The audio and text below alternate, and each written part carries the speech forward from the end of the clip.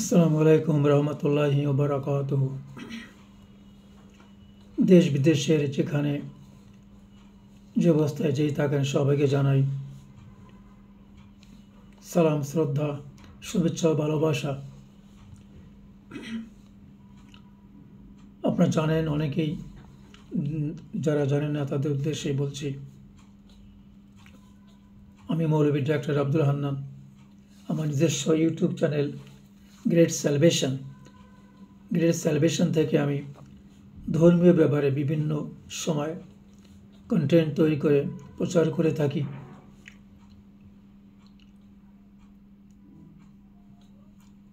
বর্তমানে চলছে আমার লেখা ধর্মীয় পুস্তক মুক্তির সেরা পথ থেকে সংক্ষিপ্তভাবে আলোচনা।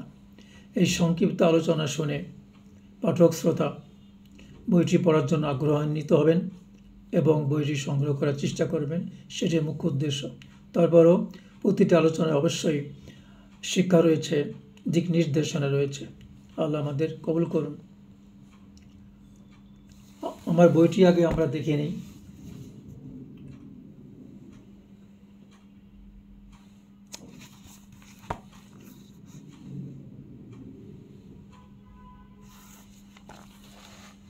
এই বইটি লেখা হয়েছে পৃথিবীর প্রধান 5টি ধর্ম নিয়ে, যথা হিন্দু ধর্ম, বৌদ্ধ ধর্ম, খ্রিস্টান ধর্ম, ইহুদি ধর্ম এবং শেষ ধর্ম ইসলাম ধর্ম।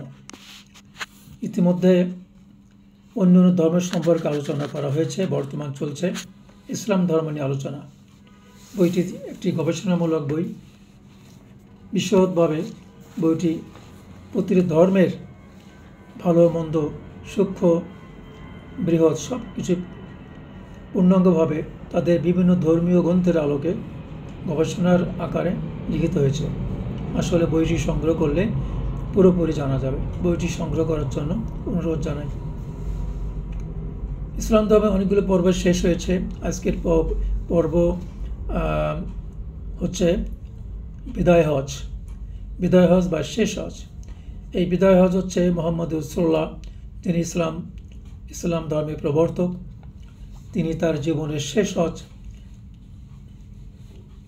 আদায় করেছিলেন, সেটাই হচ্ছে বিদায় হজ।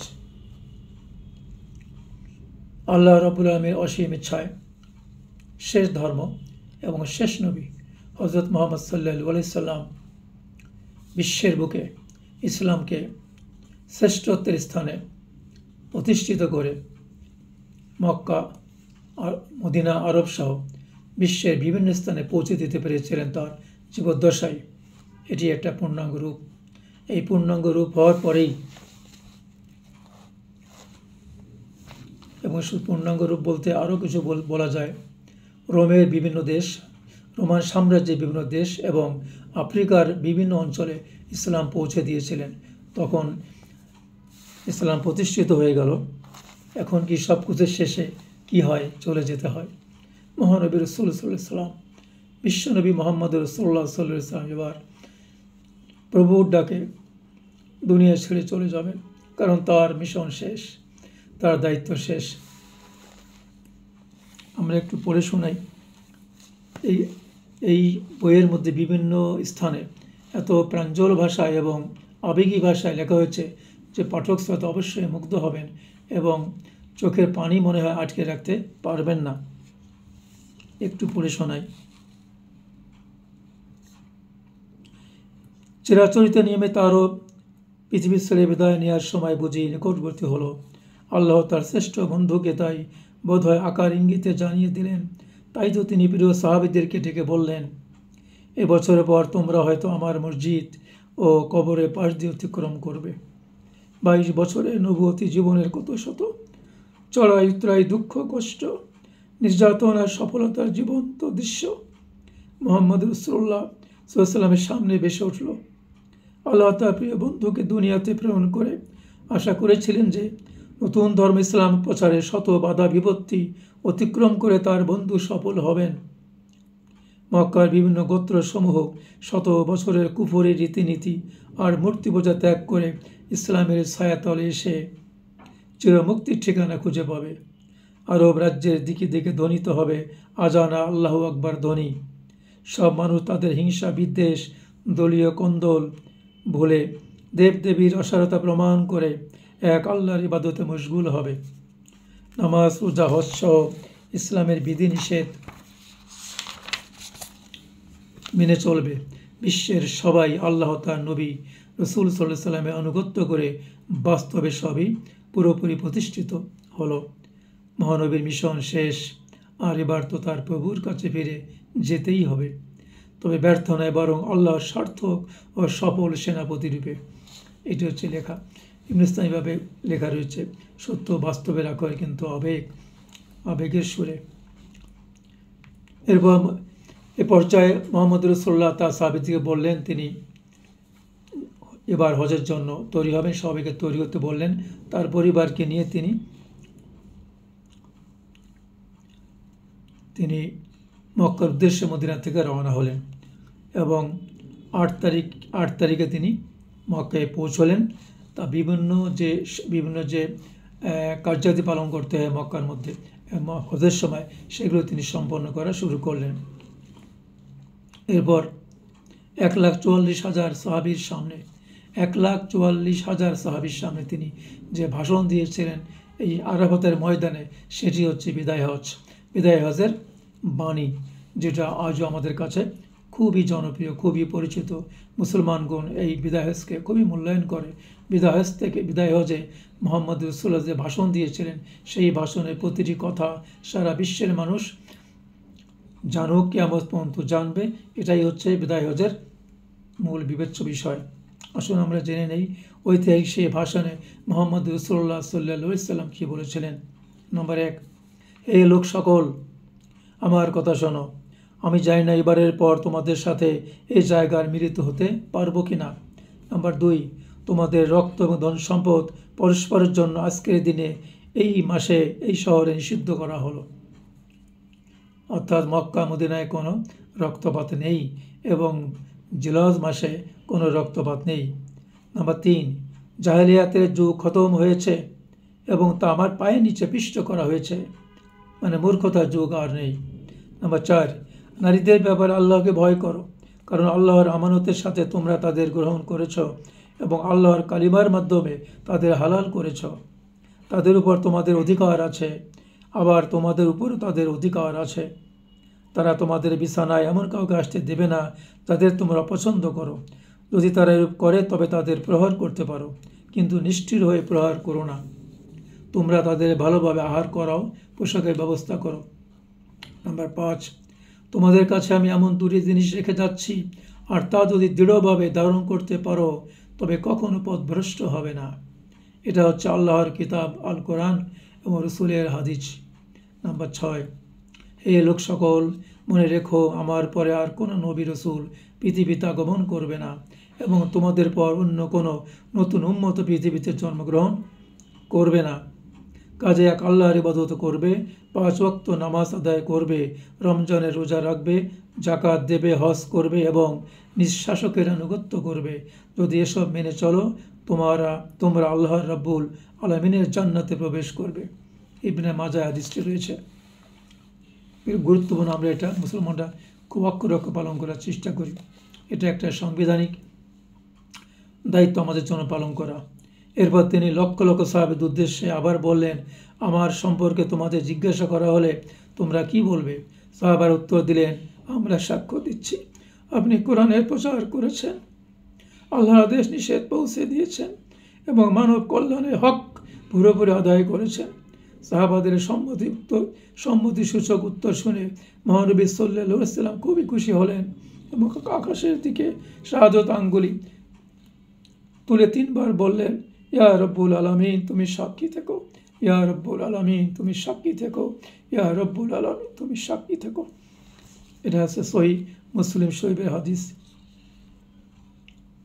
বিশ্বনবী রাসূল সাল্লাল্লাহু আলাইহি ওয়াসাল্লামের ভাষণ শেষ হওয়ার পর আল্লাহ রব্বুল আলামিন কোরআনের একটি ওহী প্রেরণ করলেন। সেটি হচ্ছে, আজ তোমাদের জন্য তোমাদের দিন পরিপূর্ণ করিলাম এবং তোমাদের প্রতি আমার অনুগ্রহ সম্পন্ন করিলাম আর ইসলামকে তোমাদের দিন মনোনীত করিলাম। সূরা মায়েদা আয়াত নম্বর 3। আমি এটা আবার বলি, মুসলমানদের জীবনে সংবিধানের একটি বড় অংশ এটা, এবং বিধর্মীদের জন্য একটি বড় শিক্ষা। তারা জানুক যে এটা আল্লাহ তাআলা তার পছন্দের ধর্ম ইসলামকে বলেছে।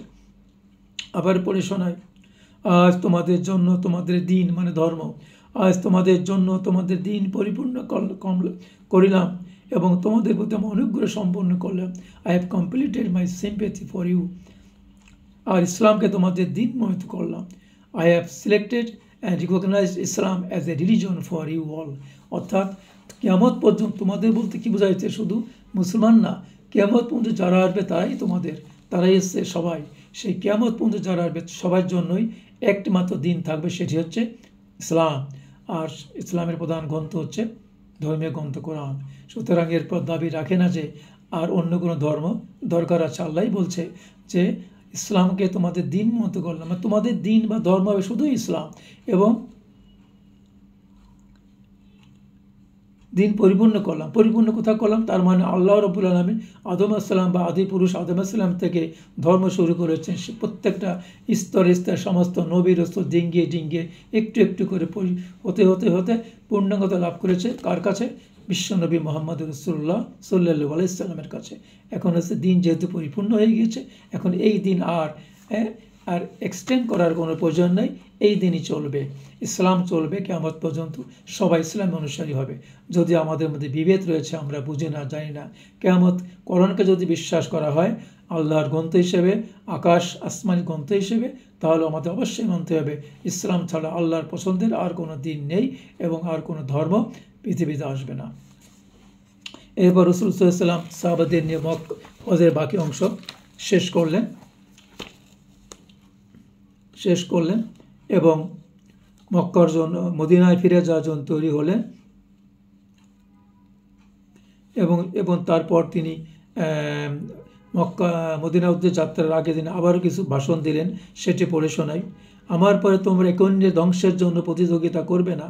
শীঘ্রই তোমরা আল্লাহর সাথে সাক্ষাৎ করবে এবং তোমাদের নিজ নিজ আমল সম্পর্কে জিজ্ঞাসা করা হবে।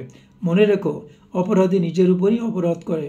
পিতার অপরাধের জন্য পুত্র দায়ী হবে না, আবার পুত্রের অপরাধের জন্য পিতাও দায়ী হবে না। যে ব্যক্তিরা এখানে উপস্থিত রয়েছে তারা অনুপস্থিত ব্যক্তিদের কাছে আমার এই বাণী পৌঁছে দিবে।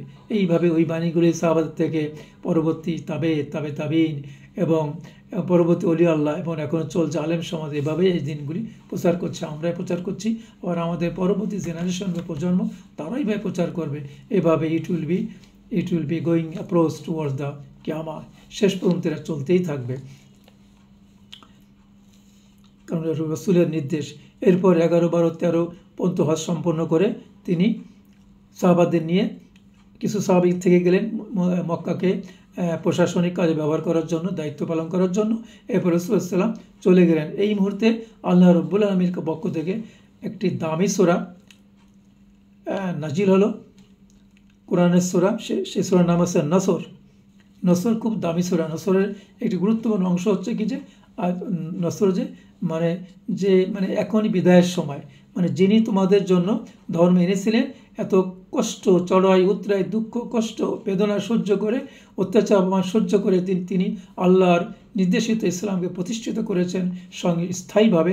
সারা দুনিয়া কিয়ামত পর্যন্ত যার স্থায়িত্ব থাকবে সে এখন বিদায় হয়ে যাবে। তাকে এবার আমার কাছে ফিরে আসতে হবে, আল্লাহ রাব্বুল আলামিন বলছেন। তাকে তার মালিক, তার প্রভুর কাছে ফিরে আসতে হবে। এভাবেই শেষ হয়ে যায় বিদায় হজ। আল্লাহ আমাদের সবাইকে কবুল করুন। আমরা যেন সঠিক ধর্ম বুঝতে পারি, সঠিক ধর্মে দীক্ষিত হয়ে আমরা দুনিয়ায় শান্তি, পরকালের মুক্তির ব্যবস্থা করতে পারি। আবার আবেদন করি, বিনয়ের সাথে বলি, আমার বইটি সংগ্রহ করে আপনারা যাচাই বাছাই করুন কোন ধর্মটি সঠিক। আল্লাহ আমাদের কবুল করুন। আসসালামু আলাইকুম ওয়া রাহমাতুল্লাহি ওয়া বারাকাতুহু।